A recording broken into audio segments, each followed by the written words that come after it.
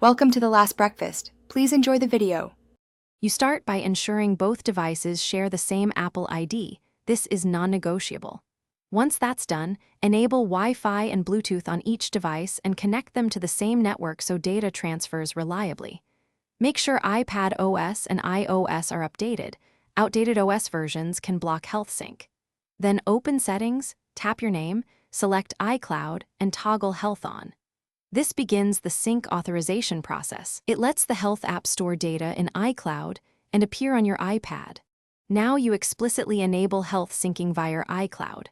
On each device, go to Settings, tap your name, choose iCloud, and turn Health on.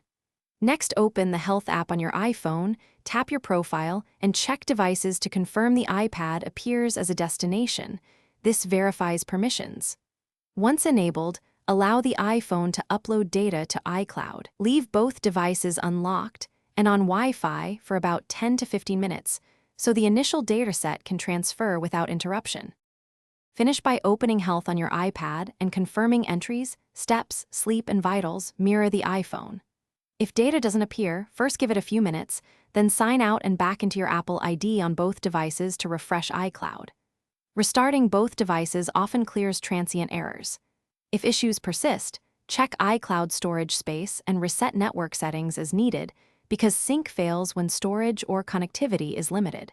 For persistent failure, contact Apple support for account or device diagnostics. Thanks for watching. If this was helpful, leave a like and consider subscribing. See you next time.